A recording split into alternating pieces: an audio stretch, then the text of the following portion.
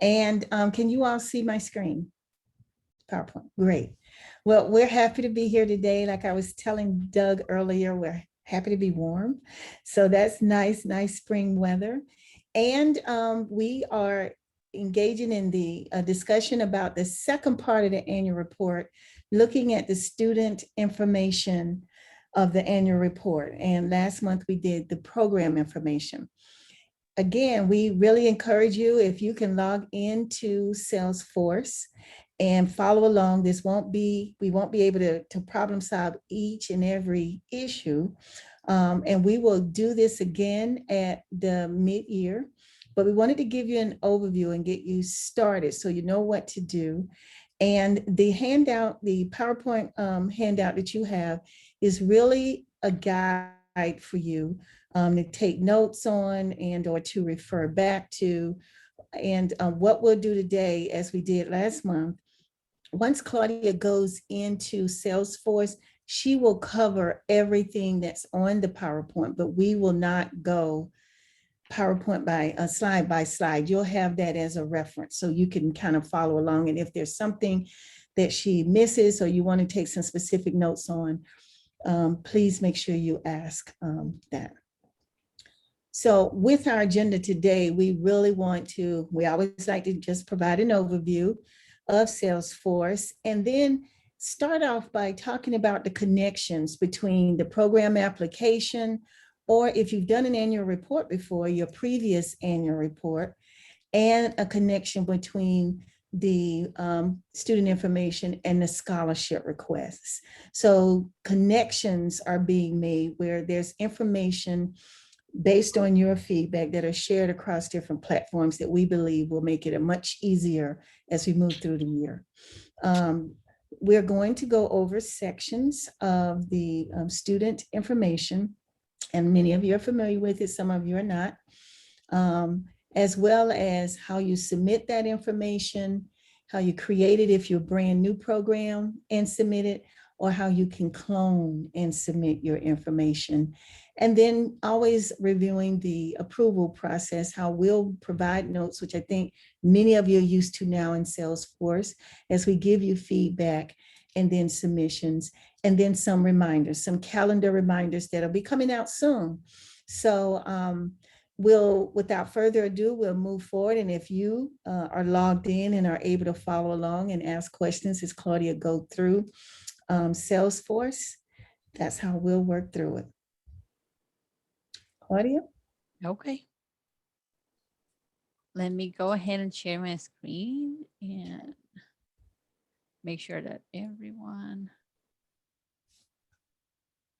Okay, so can everyone see it, and is it clear enough, or should I zoom in a little bit? If it's too small, let me know.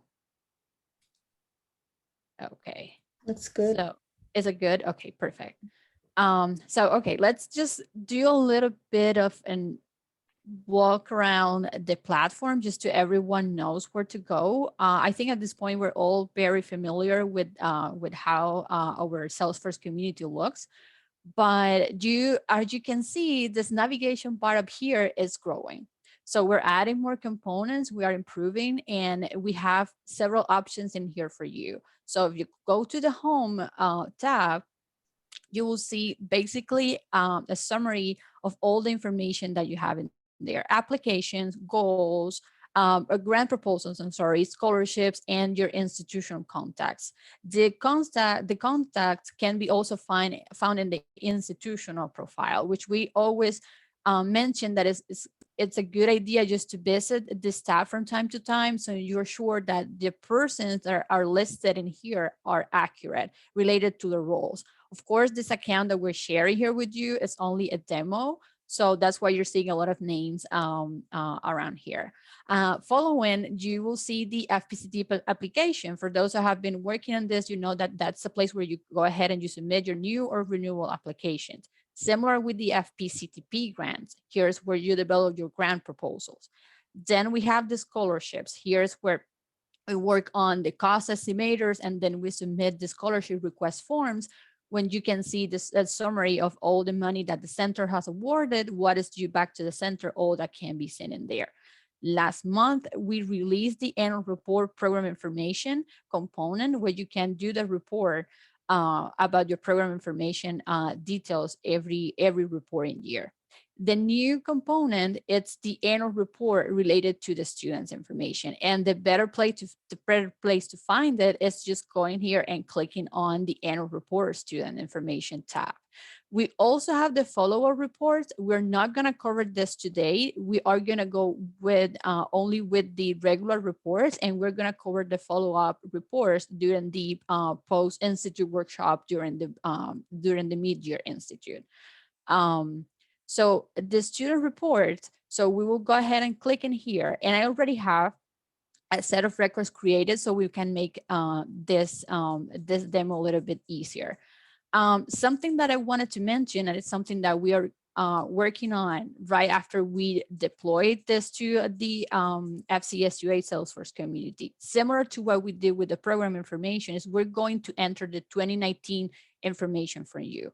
So all of you that have students that submitted a student's annual report last year, that information is going to be in here at the end of this week. So we will ask you to wait a little bit because we want that for you in there.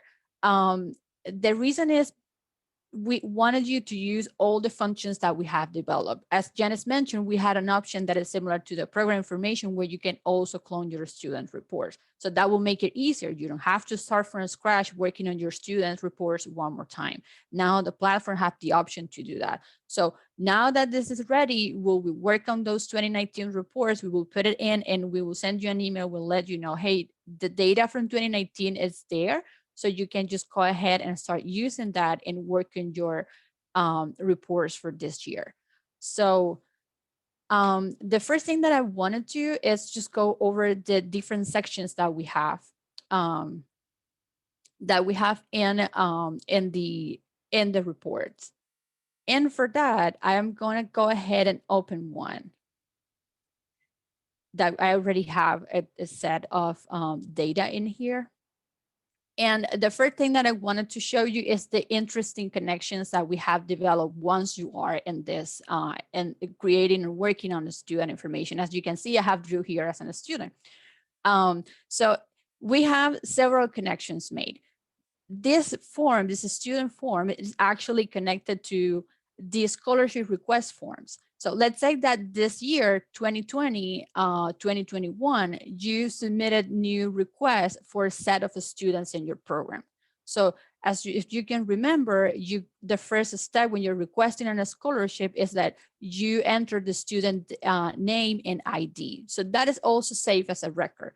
So, and it's required that if you have a scholarship requested for a student, you're supposed to submit an annual report. So now that connection is made. When you click here and select, and I will show you that in a minute, you will see a list of all the students that received a scholarship during the same academic year. So you don't have to remember that you have to create a report for them. Let's say that you also have previous year's student report. Most of you are in that situation. That's where we're entering the 2019 reports. So you have some students that are continuing from the 2019-2020 reporting year. You don't want to start those reports again. So you also will have the option to clone it, but it is up to you. If you want to start over and you want to do a new report, that name will also be there. So you know what students do you have available for reporting. So let me actually back up a little bit and do that. And Claudia, show you, yeah. can you just make the screen a little bigger? Can you zoom in a little more? Okay. Is that better? Yeah, that's better. Thanks. Okay. So let me show you how it works in the connection with the scholarship. So my webinar institution have two cost estimators. Most of you are familiar with this. So I'm going to go ahead and open one of the cost estimators, and I have here a list of students. So we are all students today. So Janice, Drew, Philip, Iris, Ashley. So we're all here. So all these students received scholarships in 2021. If I go back and I open the other cost estimator, most of you are in this situation that you have multiple cost estimators and you have students related to that cost estimators. I have 2 students in there right now. So let's say that I want these students are new and I am going to create the annual report student information piece for them. If you are a new institution, so I'm sorry, if you are creating this reports from scratch because the students are new, what you will do is the following. You will do new student report, click on new student report.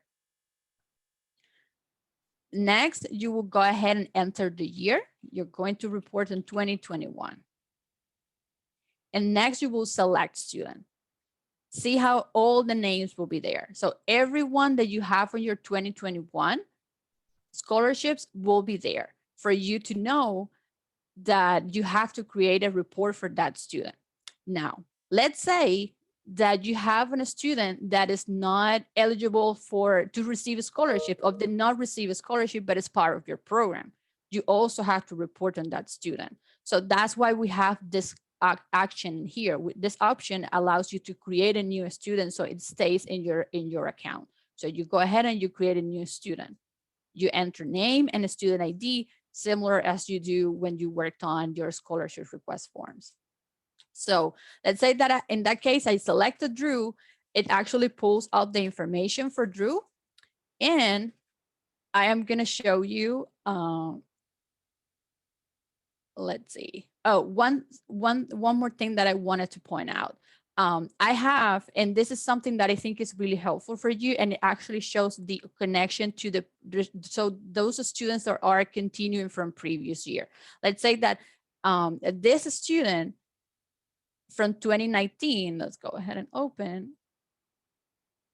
We indicated that this student is continuing from next year. So that is something that we'll see in details in section 2. We're indicating that in here. If we go back, you have 2 options in here. You can clone the report, so you don't have to start over. So you just go ahead and click in here and it actually copies all the information. You just make sure that you are checking all the forms.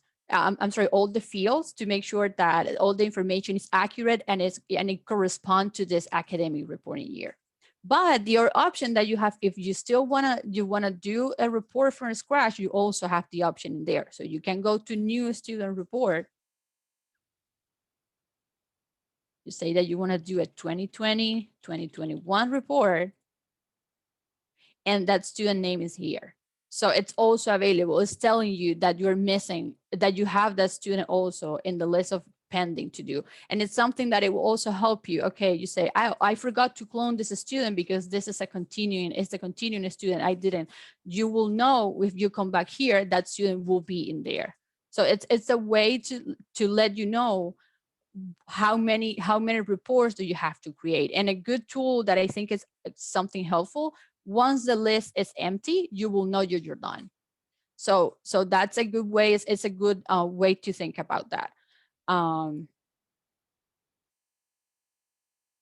Let's go over the details, and then I will go over the third, what I call the third leg of the connection, which is related to the program information form. So, but we can see that really here in the section. So section 1 is basically general information about the student. We ask questions about the demographic information, where the student was enrolled previous to being in the FPCTP. Let's see, let me go back. Let's open up Drew that has all the data in it. Here it is. So it's all the demographic information, when the student began the FPCTP, was a student enrolled in the institution at that time. If you say yes, you can, you will give more details on that enrollment, what was the student doing when he was enrolled or she was enrolled in the institution, if it was in K-12. Then we move to question 10. So question 10 is a big piece in here because it asks you about the projected enrollment of the student related to the credentials and to the program structure that you offer. I think also at this point, we're all familiar with those options that we have in the application. You know that we have option 1, option 2, option 3, when you can have a set of CTE programs, you can have a set of concentrations on track, or maybe you only offer certifications and micro credentials. So this piece is going to go along with your program information and your annual report, and that's where the connection is. That's one of the reasons it's that we mentioned when we were talked about the program information form, that the program information form needs to be developed before you work on your students, because that section 4 of the program information is going to ask you, how is the program structured? How's been the program structured this year? Do you have new credentials? Do you have new certifications? Or maybe you're not offering this credential anymore. That's where you update that information. You save it and you're done with your program information form. Once you come to work on your student reports are going to reflect that change, what happened during the year. So in that way, let's say that you offer a new credential on your program and your students are enrolled in that credential, or you have a new concentration. So in that way, you're going to be able to indicate and to report that your students are pursuing that concentration. If we don't go that way, then you won't be able to reflect the update in the program information, and it won't show either on the student information. So in that way, we can be consistent, and the data that you are reporting, it's going to be consistent with the way that the program is working. So in this example, I have what we call option 2, which is a program that offers concentrations and tracks. In this case, Drew is enrolled in the concentrations, the 3D animation and technology. So what can happen in here is that some programs also might offer certifications and micro credentials within within the concentrations and tracks. So it will also be listed in there. All the hierarchy and all the structure will show in there. So if you, let's say that a program is not offering this, but they have students enroll in the 3D animation technology. They're not offering any certifications or credentials. We still want to know if the students are enrolled in that concentration. So that's what we do with this checkbox in here. And in this case, this concentration track, it's offering, additionally, it's often offering the Adobe Certified Associated in Photoshop. So we also have the option to say the student is enrolled to earn this, this certification. Just go ahead and save it and save your concentration enrollment. And it happened in this way for all the concentrations that you're offering, depending on your students' enrollment in your program. Any questions in here? This part is the most I would say it's the most complicated part. Drew, if you see anything in the chat, just let me know. So this one is actually about the enrollment. So it's all about all the credentials, certifications, concentrations that the student is anticipated to earn at the end of the FPCTP. That is section 1 because that's general student information. After that, we ask about how long is the student going to be in the program, when the student is expected to graduate, what earned, on at the exit of K-12, the general interest of the students, and any work that the student was doing. So all these last questions in here are work-related questions.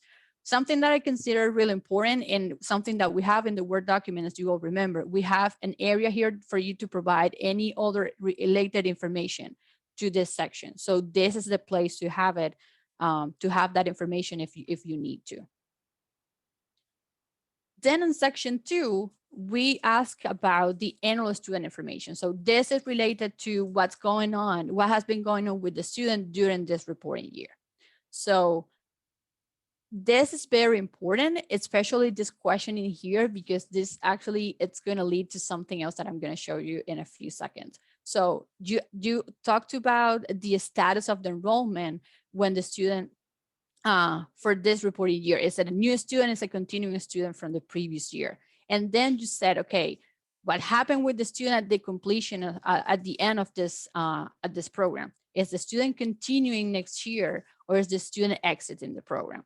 Let's say that, that instead of saying that Drew is continuing, he's going to exit the program, he's going to graduate. Then you have to respond on section 3.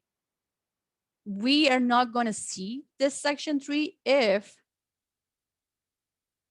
let me see, section 2, if what you indicate in here is that a student is continuing next year, because that section is not needed. So it is a conditional section, and it's there to help you out to know what do you need to respond. So if they're continuing next year, you don't have to respond to section 3. And if I just minimize this in here, see how section 3 actually disappear. And we will get there in a few seconds. Then we ask about SAP information, the enrollment, and then we go to the status of the student related to those credentials, those certifications. In this case is what happened. So what Drew actually did during this year while he was enrolled in the 3D animation technology concentration. Is he continuing the concentration? Is he not yet started with this concentration? Or maybe he just finished, he earned the credential or the certificate. Maybe he decided not to pursue it anymore, or he left the FPCTP. But also we ask about what happened with the certification that you're offering in that concentration. Was the certification earned, or maybe it's not the time to take the test yet, so it's not yet started, or maybe it's in the process. Maybe he just earned the certification. So all that information is indicated in there. Of course, you need to make sure to save it. And that goes along with all the options, depending all the 3 different options that we have in the structure. It applies as to the CTEs, to the certifications, the micro credentials. After that, we ask about the different type of courses. This table, I think we try to just keep it as it was in the Word document. So depending what you're asking here, you will have to what you respond in here, you will have to respond to these following questions: the type of courses that the student is enrolled. Else, so Claudia, let's take a minute. We do have one question. okay. Danny wanted clarification on the difference between certification and concentration. Danny, with some of our programs, they have industry recognized certifications or certifications that they've created from their local program. And so that's the credential that the students exit depending on the focus of their study.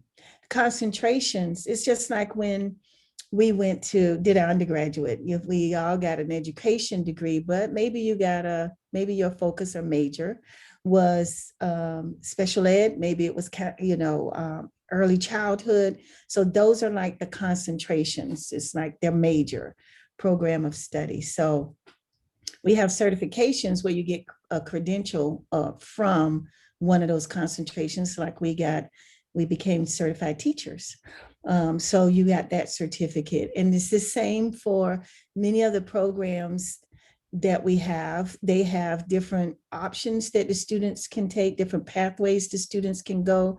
And depending on those pathways, they either get a certificate if it's not the general certificate, or they can get micro credentials or badges. So that's what the difference is. Did I answer your question, Danny?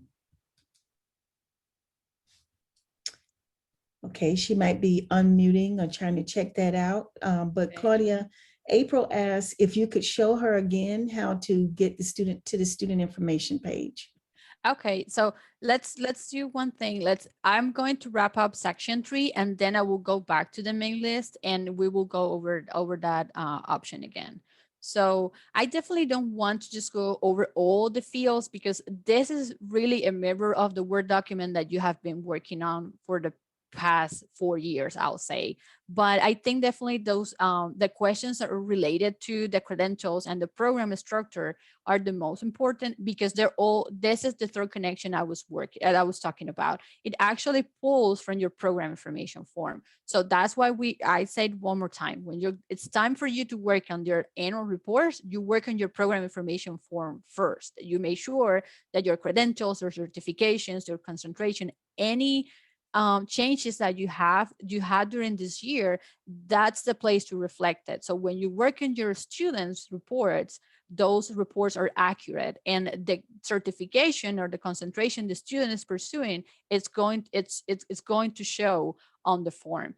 Otherwise, it's not going to happen. So, and there is no way that you can make a mistake. If you try to work on your student information forms first, the system is not going to let you do it. It's going to give you an error. It's going to tell you that you have to work on your program information form first.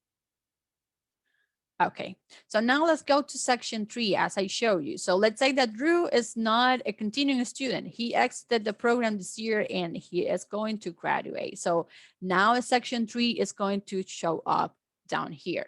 So if we open up this, it's going to ask you, so when was the last time that the student was enrolled? Why the student leave? It's going to leave the FPCTP. He completed the program requirements, or maybe did not complete in the program. Then you have to talk about a little bit more about it. So you have to say why the student left, and you have an option to explain. And then, similar to the previous section, it asks you what happened with those credentials that the student was supposed to earn, those certifications. If you say yes, the student earned something, you're going to get the same list, and you're going to go and say, well, 3D animation. So you're going to say, okay, Drew earned the 3D animation technology, and you click here. Maybe he ended up not taking the test for the Adobe certification. So you just go ahead and just don't check that. But it's basically indicating what happened at the end, what the student, based on the enrollment, the projection that you have when you start reporting on the student, what happened at the end when you get to section 3 and the student exit the program.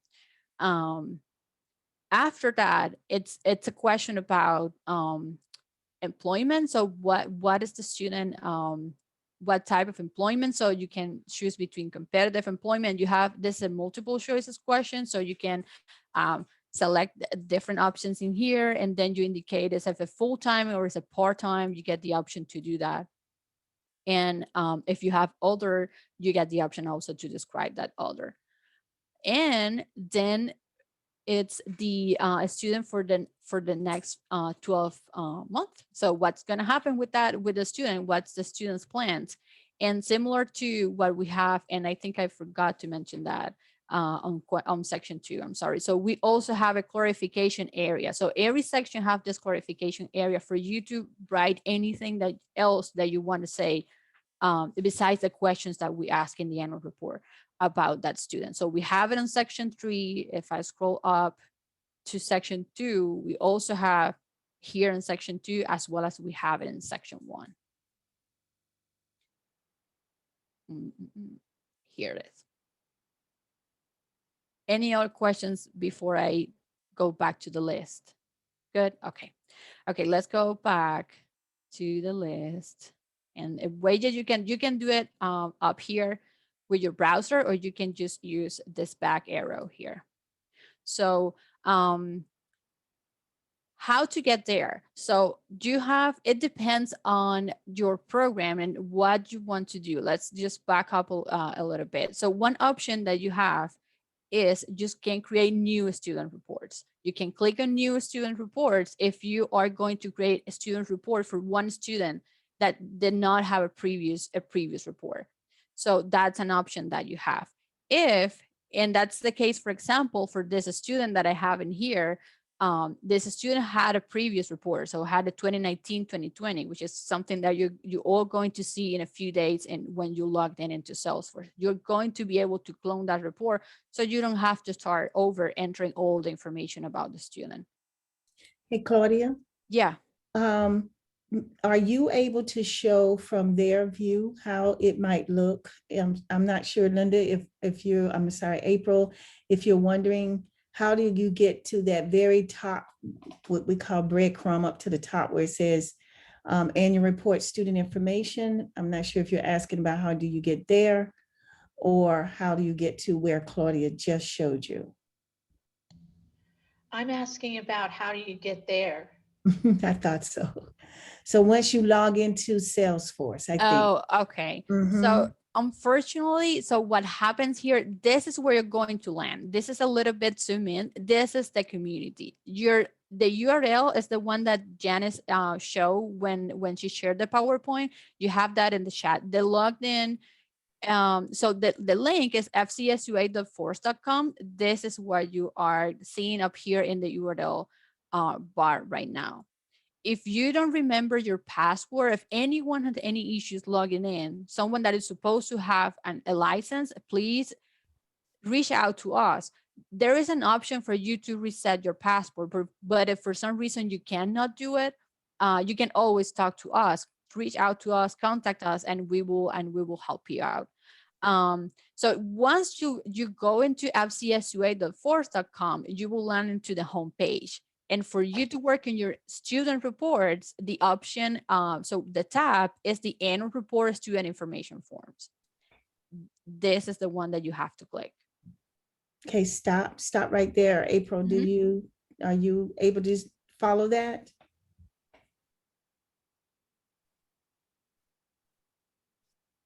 You may be talking, we can't hear you. Right. Okay. Go ahead. I also put the link in the chat so you can see that. Thank you, Janice. Yeah. Okay. Something else that I think is very important. We try to put some sort of restrictions that will help you out to make fewer mistakes. So for example, I have another report in here, and as you can see, the clone icon is grayed out. So it's not available, it's not active. So why is that? So if we go ahead and we open this report in a view mode, once it loads, we will see that this student exited the program. So that means that you don't, next year, following year, you don't have to create another report for this student. Depending on the reason why the student exited, you're going to work on a follow-up report or not. That's something we will cover during the post-institute workshop in the mid-year. But it's a way to tell you, you don't have to worry about this student anymore. You're done. This student exited the program. So there is no way that you can make a mistake, clone the report, and then realize, oh, I should not have done that. So that is another safe way to navigate the platform. Okay, so I think now we can move on to the submission and approval process.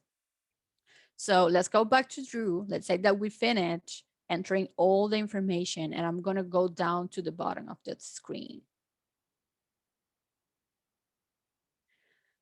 These are the 3 actions that we have in here available. I think this is going to sound similar to most of you because we have tried to be consistent in the way that we set this up. So this is similar to the program information form. It's also similar to the scholarship request forms. So you have 2 options.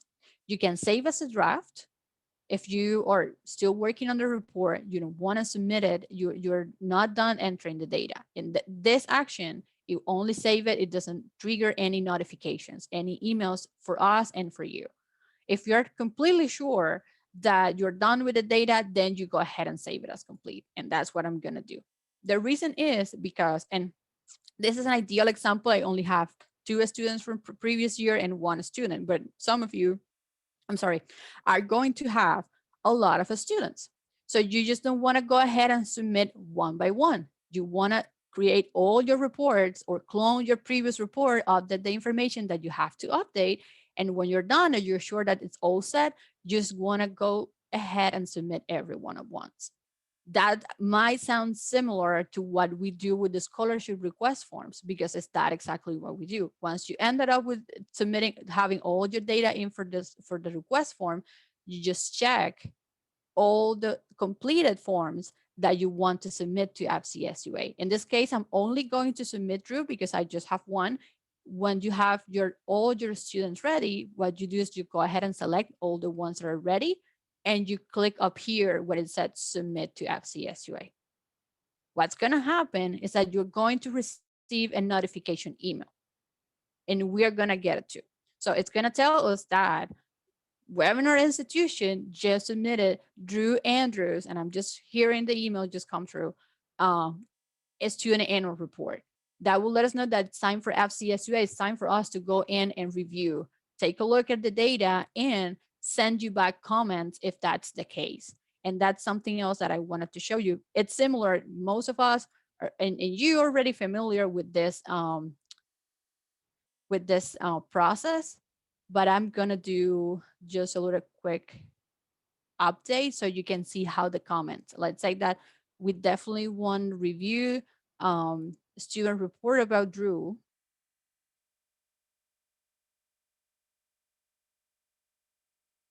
And in section 1, we want to ask you for additional details. Additional information.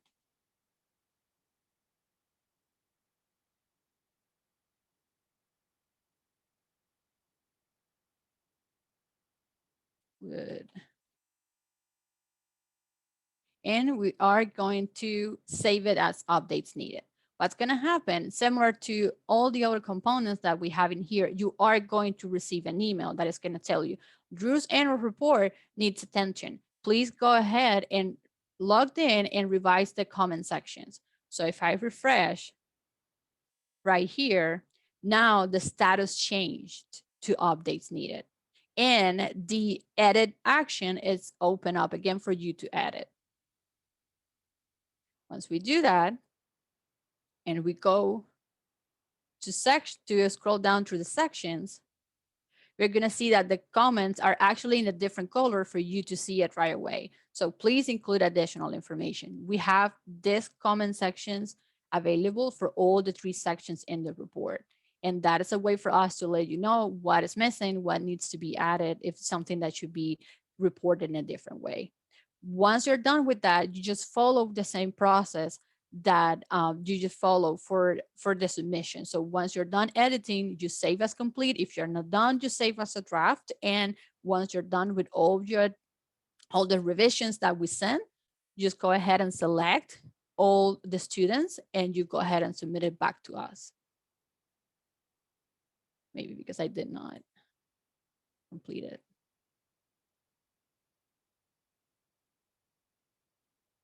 Go down. Yeah, it is done. Any questions on the chat? Okay. Janice, could you put back the days for the reminders? I think it's better if we show that instead of me just going through that by the top of my head. Let me stop sharing.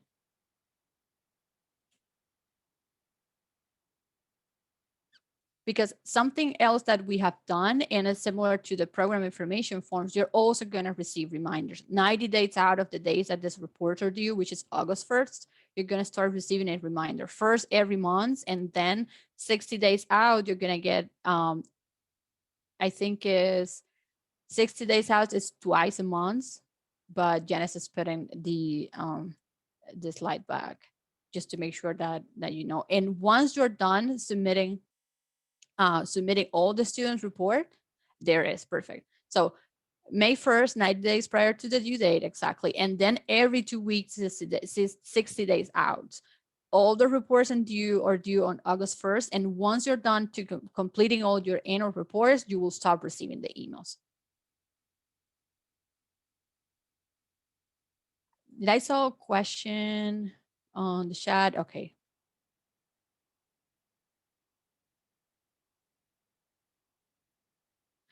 Janice, I think this is a question that you or Drew will be better responding. Says, did I, so it asked about the needing, if they need to submit all the information, all the student report, regardless whether or not they are eligible for the scholarships. Oh, all of the student information, the part about the scholarships, if I'm understanding, is that if you did a scholarship request, then that data will pull. But if you didn't, if you have a student who was a participant in the program and didn't receive a scholarship, don't know why, but I'm sure you'll have a reason why, then that data would not be there. And so the connection to the scholarship requests are there for those that you did do scholarships. I don't see the question, so I want to make sure I'm answering. But yes, you should put all the student information. I think it's for those students, like the one that you, example that you just mentioned, what if the student is not eligible? They still have to report on that student. Yeah. Is that Yeah. Wait just a minute. I don't mean to question you, Claudia, sure? but we don't see- only want students that are part of the Florida Post-Secondary Comprehensive Transition Program, correct, Claudia and Janice? Yes, yes. So I know that the programs, we have several programs that have other students that are part of their overarching program, but Oh, no. not part of their Florida Post-Secondary Comprehensive Transition Program. And we just Right. want Florida Post-Secondary Comprehensive Transition Program. So really, all of those students should be eligible for a scholarship that are also part of the Florida Post-Secondary Comprehensive Transition Program. I hope that clarifies. Okay, I think that's clear. Just saying FPCTP. Mm-hmm. Yes.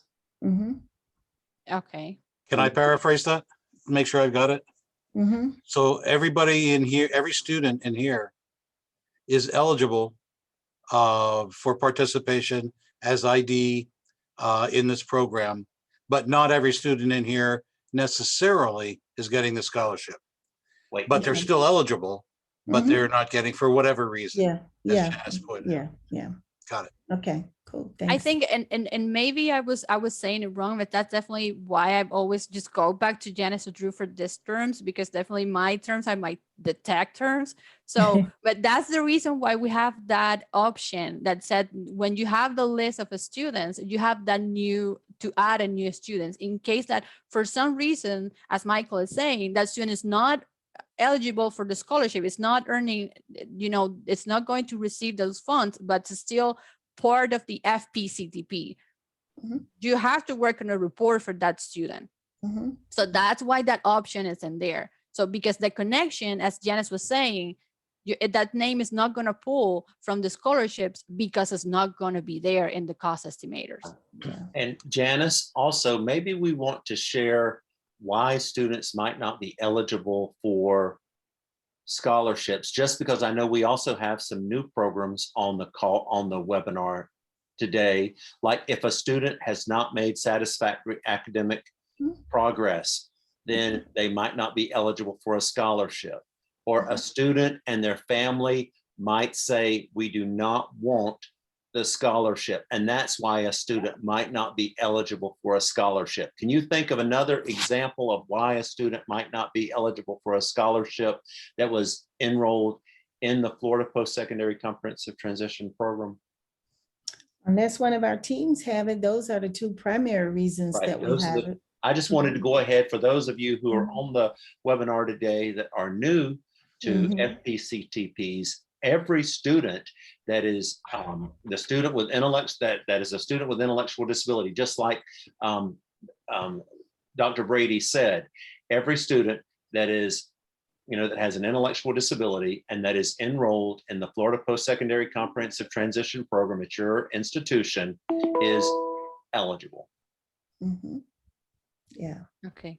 Thank you, Drew. And I think so that's actually a good question and a good point, because I think those are the ones that those special cases are the ones that is in that particular reason is that those are the ones that you have to remember, because you're not going to be reminded of them when you start working on this. It's not going to, that name is not going to be on the list. Yeah. And there's no way for us to know unless you do the report. So that's why that option is in there for you, just to have all your data consistent in Salesforce. Looked like Michael had a question, but I wanted to ask one, Claudia.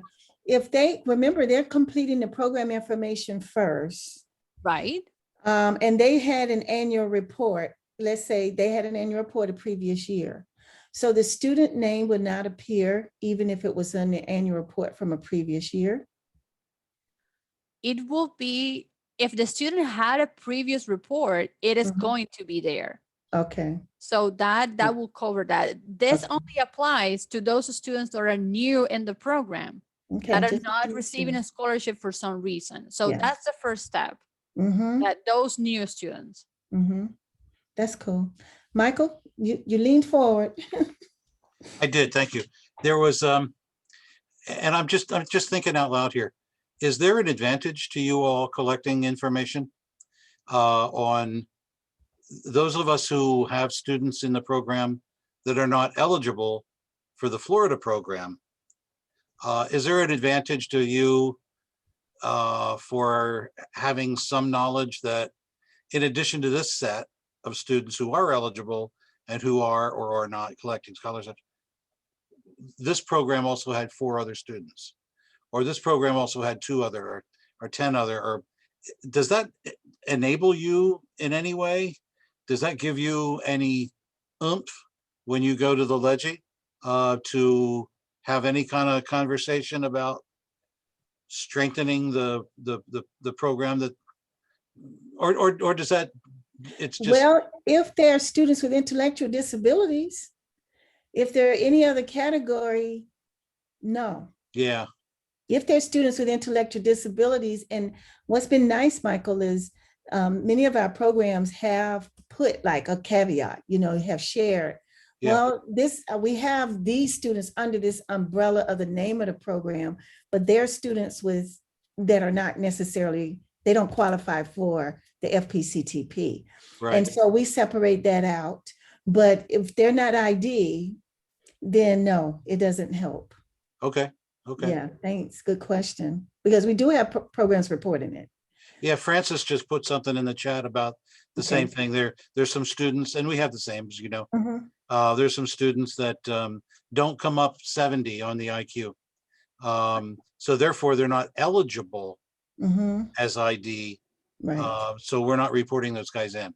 That's right. But there are folks that are coming up with 75 Mhm. that, for example, on an IQ test. And so we're saying they're not eligible. We're not reporting them in, but it still seems important at some level that somebody in the state recognizes that we're still serving some really hard kids. Yeah.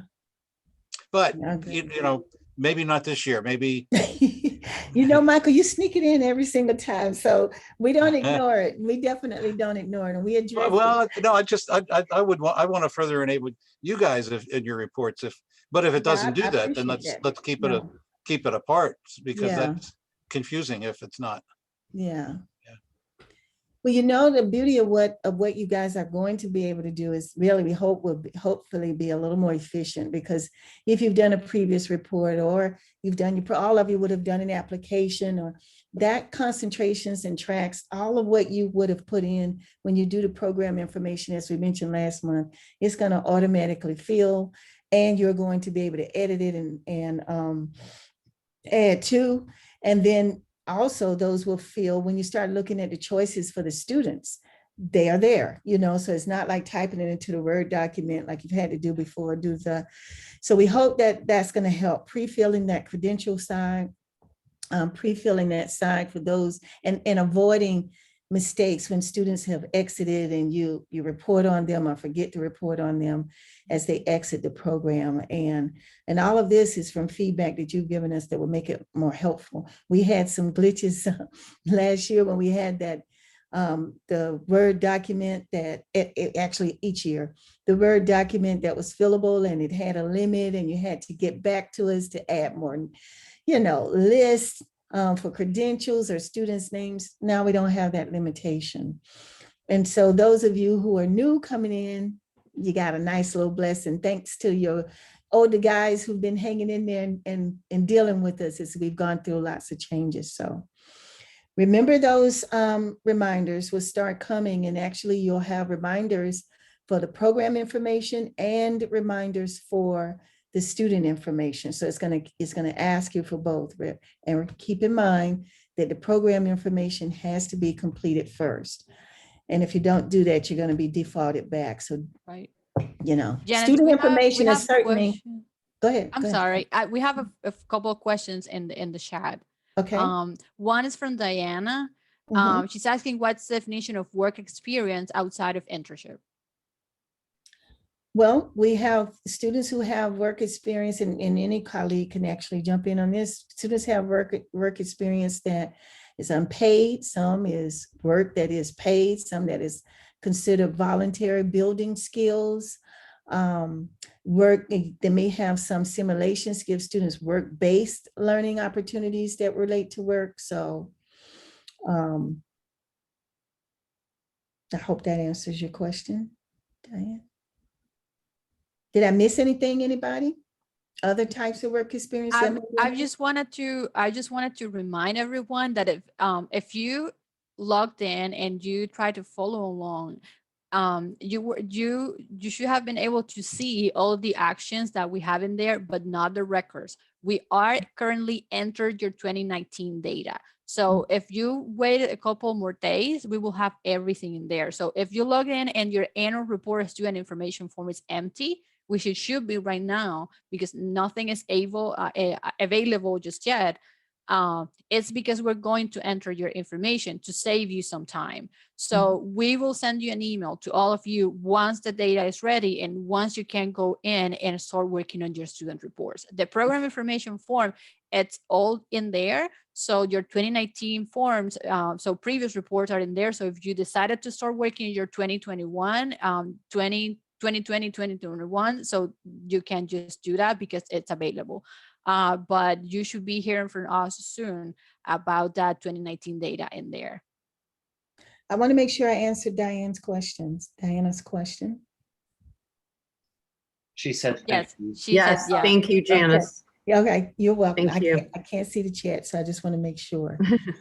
Other than these reminders that you will just love coming in your emails, and you guys have asked for them, but other than these reminders, we do want to remind you that we will start gearing up for the mid-year. So you'll get notices about different information sessions that's coming up for that. In May, we promised you in December that we would do another scholarship request webinar. So we're going to do part 2. It's the same information, but if all of you weren't on board, or now that we have 5 or 6 new programs who will actually start submitting scholarship requests for the fall, we want to go over that so you know what to do again. And we've had, again, institutions help us help us catch glitches that maybe when we first entered the data for you, we may have made a mistake, or maybe it wasn't real clear how the process works. So you've helped us clear that up as well. So we will do that again, May 11th. It'll be for the programs again only. It'll be the same information we covered the last time. And this time you all would have had a chance to play with the scholarships, some of you. And it'll have a little more meaning, which we said in December. It'll have a little more meaning because you're closer to, some of you will know who your fall students are, some won't, and that's fine. You won't know until it gets closer to fall term. But particularly some of our CTEs, our technical colleges, they'll know who their fall students are. So keep that in mind. That's May 11th. You have our contact information to reach us. So I don't think anyone has a problem with that.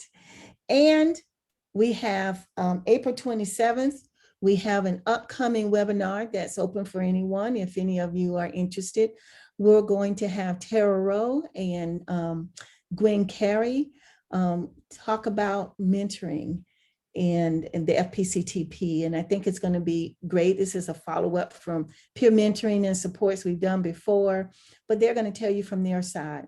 FAU has a strong program going. UNF has a program going with a different group of individuals, but Tara has gone through the certification process, and we think it'll be another one to revisit again, and because some of you have asked about it. So that's a couple of reminders. Anything else or questions that you might have at this time? There is one more question in the chat, Janice, and Christy Dickman, she's asking if the new student enters a program in June, will we report that student this year? If they enter in June before July 1st, because July 1st is actually our new fiscal year. So we're talking about that academic year in which they enter. Okay. Yes.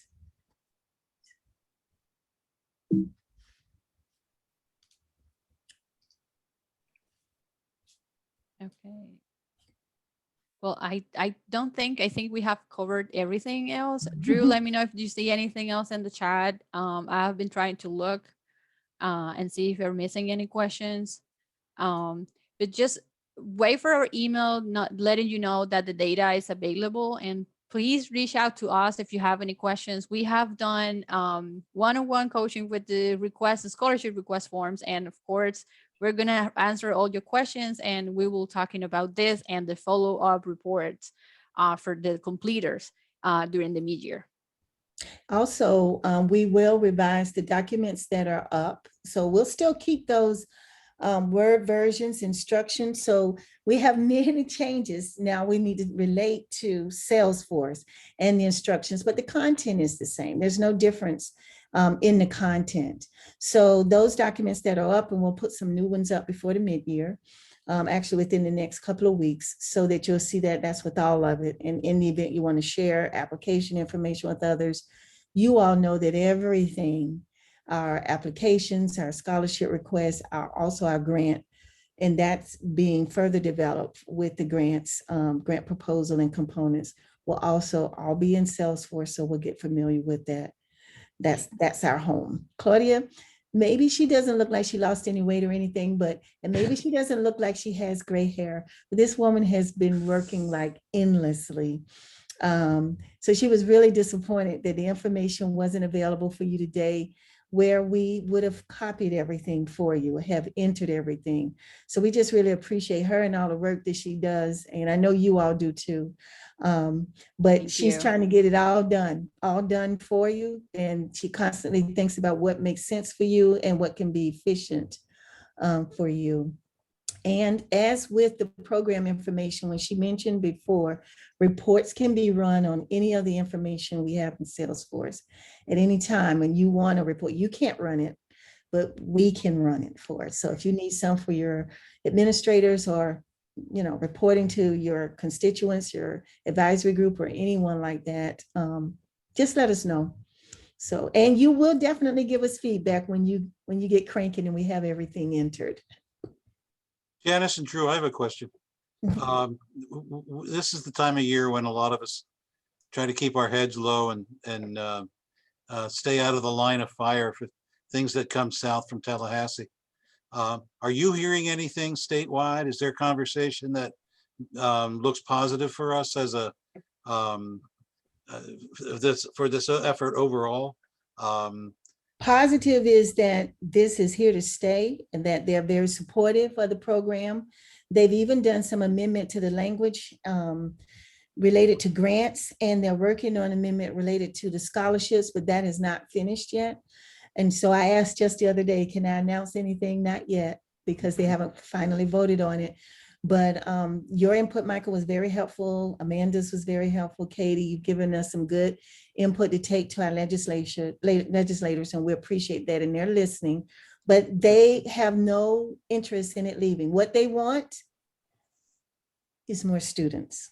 Good. So more scholarships. They are waiting to hear about the need for more scholarships and more support. And so they are adjusting the language where we hope that it will read that way and be interpreted that way to all of our institutions, particularly the institutions who have housing components. Those that have housing components, we think it'll be some great language out there for you. That's good news all around. That's good news. You all keep up the fantastic work. One thing Drew and I and others have been talking about is, when you're publishing like Michael does, report on his FPCTP, I think that's an important part that we want to keep in our, highlighting our annual reports. Ours has come on board highlighting work when we're informing the literature. When you are writing about your programs and publishing, I think our state needs to know that. Everyone, the nation, everyone needs to know that. And so Michael always shares with us, and I know others will too, as you get on board and are doing the same things. We want them to hear it. So we even share some of your newsletters with our contact person sometimes, so they can know. It goes straight to Tallahassee, so they don't have to call us and ask us. They can see what you send us, and they're very pleased. They're very pleased. Janice, Great the work. special issue in behavior modification was out in March, Right. and Florida looked good in that. We have either 2 or 3 papers in that one. There's 8 papers all about college, Mhm. and there was a national group there, and I don't know if you've shared any of that with the folks, with your folks in Tallahassee, but there are a couple of pieces in there that are pretty solid. Thank you, Michael, for leading that way and helping, us get in the literature in that way. We really appreciate that. Well, we would like to thank everyone for joining us today. And remember, you will receive an email that will have a link to the recording of this webinar on YouTube. Remember that we do have a YouTube channel that you can find by simply searching Florida Center for Students with Unique Abilities. In that email, there will also be a link for you to complete an evaluation. And we look at every evaluation very, very thoroughly. And so please give us feedback on ways that we can make information better and the information that you would like to receive. So thank you so much for taking your time to joining us today. And we hope to see you all soon. Bye, everybody. Thank you. Bye.